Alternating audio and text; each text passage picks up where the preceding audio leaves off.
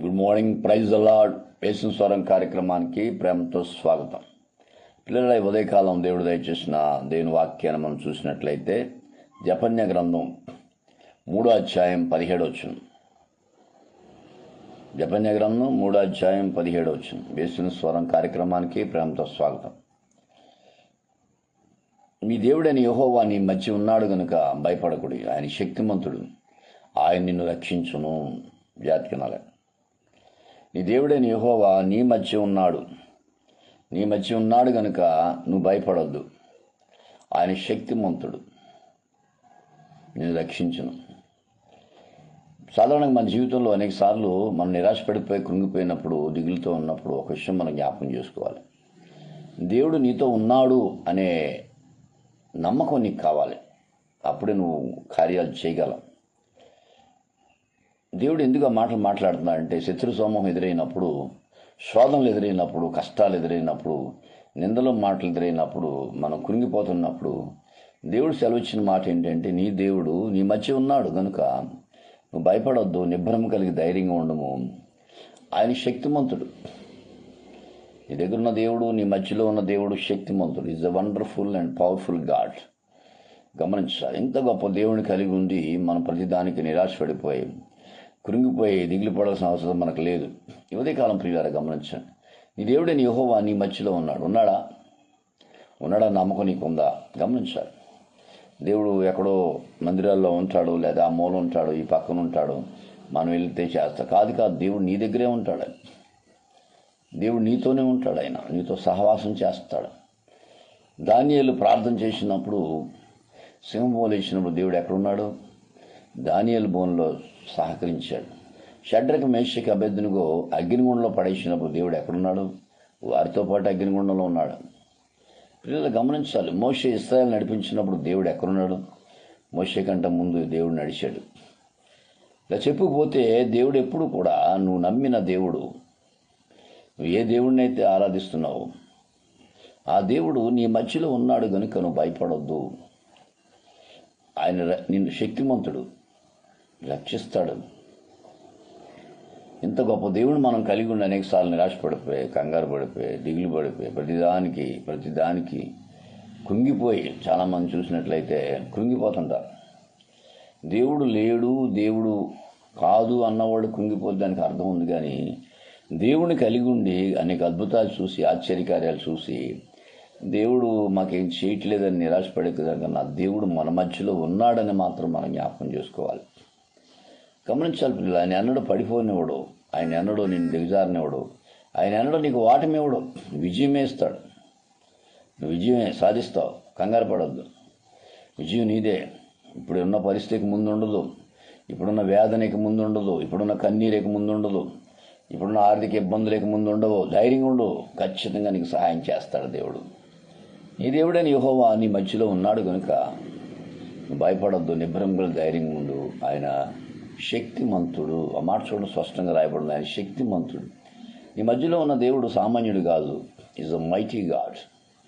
సర్వశక్తి గల all mighty God, సర్వశక్తి గల దేవుడు నీతో ఉన్నాడు కనుక ఈ ఉదయకాలం ప్రియ దేవుని బిడ్డ, నిరాశపడిపోతున్నావా, కృంగిపోతున్నావా, దిగులుతో ఉన్నావా?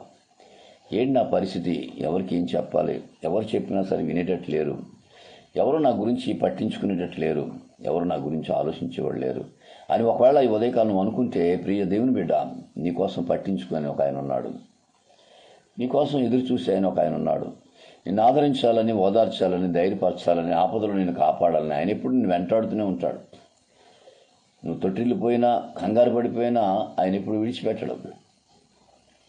ఈ మాటలు వింటున్నా ప్రియ దేవుని బిడ్డ, ఆయన మీద నమ్మకం ఉందా, విశ్వాసం ఉందా? అయితే నువ్వు సంతోషంగా ఉండు. దేవుడు గొప్ప కార్యం నీకు చేయబోతున్నాడు. రాబో దినాల్లో నిన్ను ఒక ఉన్నత స్థలంలో నిలబెట్టబోతున్నాడు. చాలాసార్లు నా జీవితంలో కష్టాలు వచ్చినప్పుడు, బాధలు వచ్చినప్పుడు, ఇబ్బందులు వచ్చినప్పుడు నేను కన్నీరు మున్నీరుగా ఏడ్చాను దేవుడి దగ్గర. ఏమైపోయావు ప్రభువా, ఎక్కడున్నావు?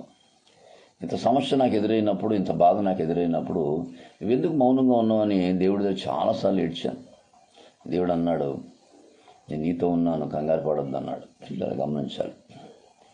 ఎప్పుడు కూడా దేవుడు మనం విడిచిపెట్టడు. ఎబ్రీ 13:5 ప్రకారంగా విడవని ఎడబాయని అన్నాడు. ఎప్పుడు ఆయన విడిచిపెట్టాడు. ఆయన చూపు, ఆయన కనుదృష్టి, ఆయన తలంపు మన మీదే ఉంటుంది.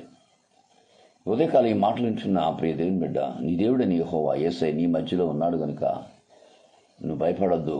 ఆయన శక్తిమంతుడు, నిన్ను రక్షించును.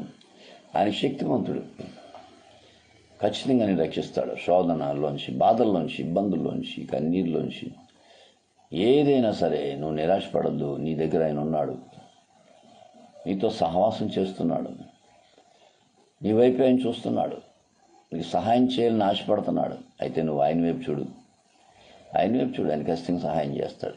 పర్వతాల కదిలించిన దేవుడు, ఆకాశము సింహాసనం అయింది, భూమి ఆయన పాదపీఠము, సర్వ సృష్టికర్త నీతో ఉంటే నీకెందుకు భయం? ధైర్యంగా ఉండు.